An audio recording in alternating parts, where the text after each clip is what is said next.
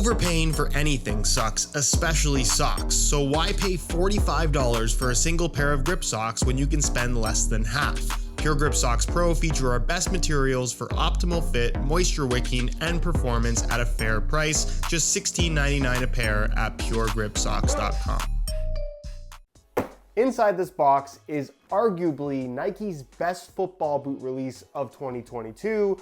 Unfortunately, they're sold out and you can't buy them. Ladies and gentlemen, I present to you the black and pink colorway of the limited edition Nike Phantom Ultra Venom, a colorway that released and sold out within an hour, proving once again that Nike knows exactly what their consumers want, but are intentionally choosing not to give it to them in quantities that make any sort of sense. I totally understand the idea of using a limited edition release to build hype and excitement around the brand. It's exciting to get something that other people missed out on, but at the same time, when the product is as good as these are, where you're talking about something that is arguably better than anything in Nike's current lineup and arguably better than anything on offer from their main competition, and they're selling out for $270, why wouldn't Nike give us more? And I'm sure Nike is using this release as kind of like a sneak peek of what's next for the Nike Phantom series, with the GT2 due to be replaced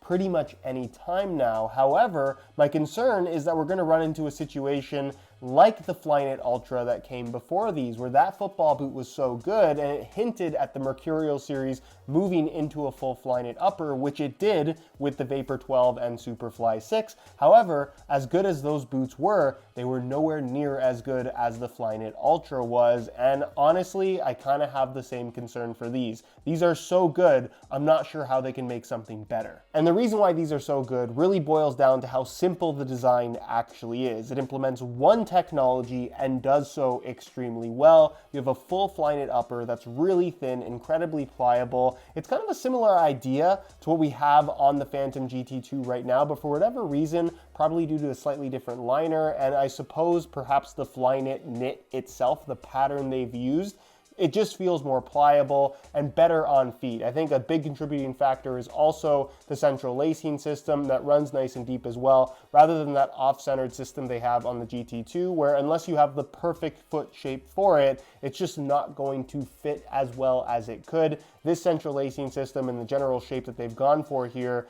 while definitely on the wider side, it wraps your foot very nicely and ultimately feels very comfortable. To me though, the highlight feature is not the sock-like comfort and quality fit, it's the grip that you get on the surface from all of these little bumps in the upper that have this almost like hard, dry glue, gritty texturing to it. So it's a similar idea to the generative texture that we have on Phantom GT1 and GT2, and basically exactly like what we had on the Flyknit Ultra, just in little, I guess, ovals rather than stripes. But the amount of additional grip provided on the ball is extremely noticeable and without being sticky. So if you wanted to compare this to any other football boot out there, I guess it would be the Adidas Predator Edge. However, unlike that boot, which has rubber elements where the ball really sticks to it, particularly noticeable when dribbling, this has a little bit of a break in the grip. So you can still drag the ball across the surface of the upper. There's just a noticeable amount of friction. And then when it comes to striking the ball, a harder impact, this grittiness really does a nice job of giving you that grabby feel on the ball. It feels like you can generate spin more easily without adding any bulk to the surface. It doesn't change the pliability of the upper in any way. It's a grip element that's actually integrated into the surface of the material itself, which is extremely clever. And again, something that I really hope we see in the next generation of Phantom, because it doesn't look like Nike's going to give us any more of these. So the upper obviously draws a lot of inspiration from the Flyknit Ultra that came a few years back, including the heel construction and the low cut design. The insole is taken directly from a Hypervenom Phantom 3, and so is the sole plate and stud pattern, where honestly, this is one of those bases that I think we look back on and maybe didn't have the fondest memories of, but honestly, it's just a really solid base, because 5 years later, it still feels fantastic. There's really nothing that I can complain about here. It's solid, it's lightweight, it's flexible in all the ways that you would want it to be flexible, and it has that duality in terms of giving you the chevron bladed studs on the outside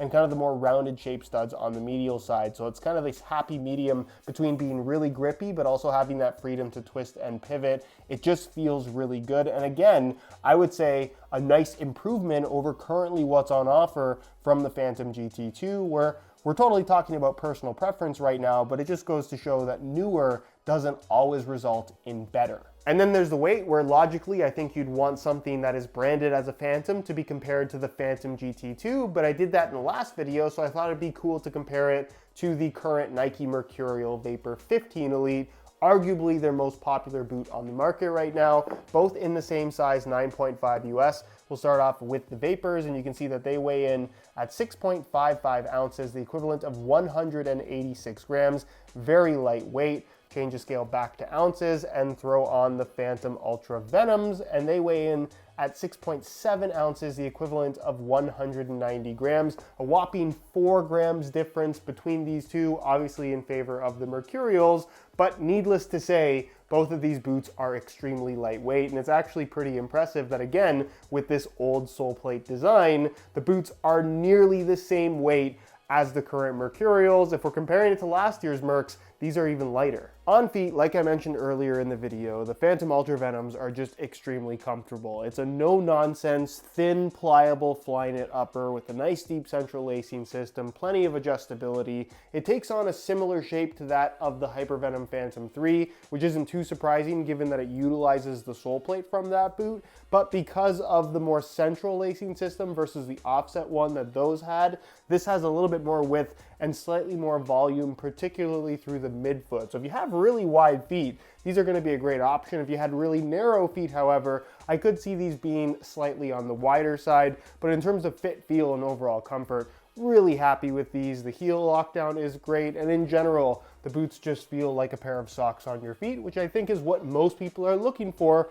from something with a knitted upper. As far as width is concerned, like I mentioned, as long as you don't have super narrow feet, I think these are going to work well for most people. And as far as sizing is concerned, I'm wearing these in my usual size, 9.5 US, and the fit and the length is perfect. So if you are looking to get a pair, if you can find some, I would definitely recommend going true to size in order to achieve the best possible fit. So, in conclusion, what do you get when you combine the Flyknit Ultra, the Nike Hypervenom Phantom 3, and I suppose the Phantom GT2? Well, you end up with a product that is easily top 3 in 2022, if not the very best release, that unfortunately most people who really want them will not be able to get their hands on.